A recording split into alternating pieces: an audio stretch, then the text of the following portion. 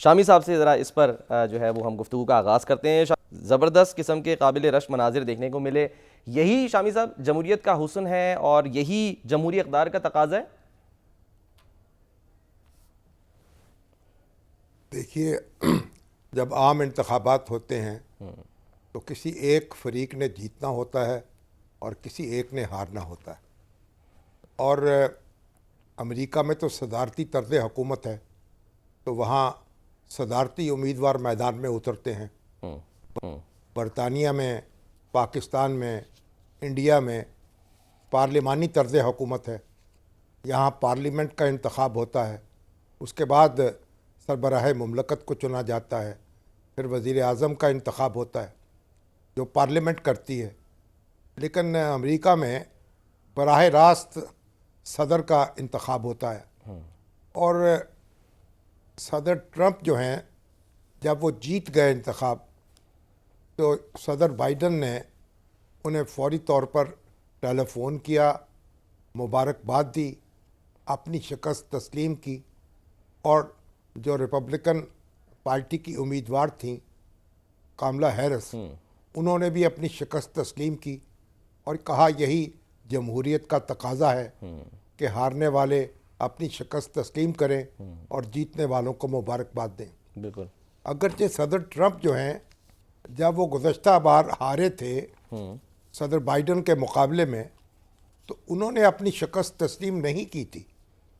उन्होंने कोई मुलाकात नहीं की थी बाइडन से, और सदर की जो हलफ बर्दारी की तकरीब है उसमें भी शरीक नहीं हुए थे, बल्कि इंतखाब में धांधली का इल्ज़ाम लगाया था। जी हाँ। और उनके जो कई लोग फॉलोअर्स थे वो कांग्रेस पे हमला आवर हो गए थे। जी हाँ। लेकिन इस सब के बावजूद बाइडन ने उनको मदऊ किया और ट्रंप भी खुशी खुशी वहाँ गए, 2 घंटे उनके साथ गुजारे। और दोनों की बेगमात मुलाकात में शरीक नहीं थी, लेकिन जो बाइडन ने अपनी बेगम साहबा के हाथ का लिखा हुआ मुबारकबाद का ख़त सदर ट्रंप को पेश किया और उन्होंने उसे खुशी खुशी कबूल किया। और बताया गया है कि ट्रंप बहुत से सवालात लेकर आए थे जो बाइडन से पूछते रहे, मशरक़ वस्ता के मामलात पर और यूक्रेन की जंग पर तफसीली तबादला ख्याल हुआ।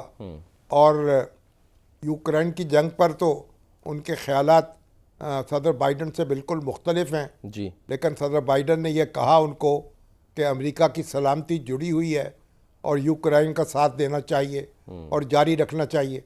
और इसी तरह मशरक़ वस्ता का मामला है, तो मशरक़ वस्ता के मामले में भी जो सदर ट्रंप हैं वो एक मुख्तलिफ नुक्ता नज़र का इजहार करते रहे हैं और जंग बंदी पर जोर देते रहे हैं।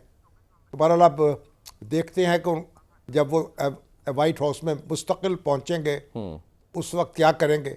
इस वक्त तक तो उन्होंने जो अपनी टीम का ऐलान किया है तो उसमें सेक्रेटरी जो खारजा है वो भी, जो सेक्रेटरी दिफा है वो भी, होमलैंड सिक्योरिटी के चीफ और CIA के डायरेक्टर और गवर्नमेंट एफिशिएंसी डिपार्टमेंट के सरबरा और UNO में अमरीकी सफ़ीर और नेशनल सिक्योरिटी एडवाइज़र और इसराइल में अमरीकी सफ़ीर, इन सब के नामों का ऐलान कर दिया है। और इसराइल में जो सफ़ीर उन्होंने मुकर्रर किए हैं वो तो कहते हैं कि हमास के साथ जंग बंदी होनी ही नहीं चाहिए, और वो तो फ़लस्तीन के बारे में बड़े सख्त मौक़िफ़ के हामी हैं और फ़लस्तीनियों को जीने का हक़ देने पर तैयार नहीं हैं। इसी तरीके से जो उनके सेक्रेटरी ख़ारजा हैं मार्को रूबियो, वो भी यूक्रेन के मामले में जंग बंदी के कायल हैं और इस पर जोर देते रहे हैं। और उनके भी इंडिया से बड़े अच्छे ताल्लुकात हैं और वज़ीर आज़म मोदी के वो मद्दा हैं और चीन के बारे में सख्त नज़रियात रखते हैं। जो नेशनल सिक्योरिटी के एडवाइज़र हैं माइक वॉट्स जी, वो तो इंडिया का कॉक्स जो है उसके सरबराह हैं और बड़े पुरजोश हामी हैं इंडिया के और मोदी के और चाइना के बारे में बड़ा सख्त रवैया रखते हैं। इसी तरीके से उनके जो दूसरे वज़रा हैं, उनकी टीम के दूसरे अरकान हैं, उनके बारे में भी ये समझा जाता है कि वो चीन के बारे में और इमिग्रेंट्स के बारे में बहुत सख्त मौक़िफ़ रखेंगे और जो गैर कानूनी तारकीन वतन हैं उनको उनके ख़िलाफ़ कार्रवाई का आगाज़ करेंगे। तो बहरहाल, और सदर ख़ुद ट्रंप ने दिवाली के मौके पर जो उन्होंने ट्वीट किया था उसमें बांग्लादेश की बड़ी मज़म्मत की थी कि वहाँ हिंदू और जो क्रिश्चियंस हैं उनके ख़िलाफ़ हजूम जो है कार्रवाइयाँ कर रहे हैं, और हिंदुओं को ख़ास तौर पर उन्होंने दिवाली की मुबारकबाद देते हुए यकीन दिलाया था कि हर जगह उनका तहफ़्फ़ुज़ करेगा अमेरिका, और अमेरिका के अंदर भी और अमेरिका से बाहर भी।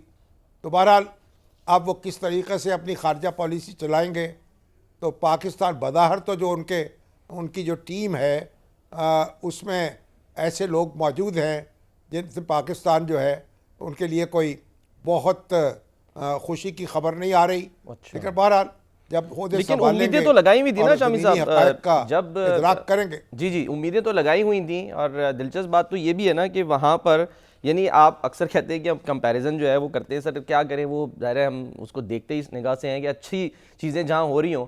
अब मिसाल के तौर पे अब डोनाल्ड ट्रंप अपने वफादारों को खुद चुन रहे हैं, अपनी टीम खुद बना रहे हैं, वहाँ कोई प्रेशर नहीं है कि इसको रखना है या उसको नहीं रखना। जाहिर है वो आज़ादाना काम कर रहे हैं। और देखिए, जब आप अमेरिका का सदर जो है उससे अच्छी तवक्कुआत रखनी चाहिए, और वो तो बड़े अनप्रेडिक्टेबल हैं, किसी वक्त कुछ भी कर सकते हैं, कुछ भी कह सकते हैं। अच्छा। तो हमें भी अच्छी तवक्कुआत रखनी चाहिए। उन्होंने जब बरसर इक़्तिदार आए थे उस वक्त वज़ीर आज़म नवाज़ शरीफ के बारे में बड़ी नेक ख्वाहिशात का इज़हार किया था, उनसे टेलीफोन की थी। बाद में फिर इमरान खान जो हैं उनसे भी उनके अच्छे ताल्लुकात हो गए और वहाँ गए अमेरिका, तो अच्छी फ्रैंक डिस्कशन हुई उनसे। आप भी तवक्को रखनी चाहिए कि पाकिस्तान के साथ उनके ताल्लुकात जो हैं वो अच्छे रहेंगे, खुशगवार होंगे।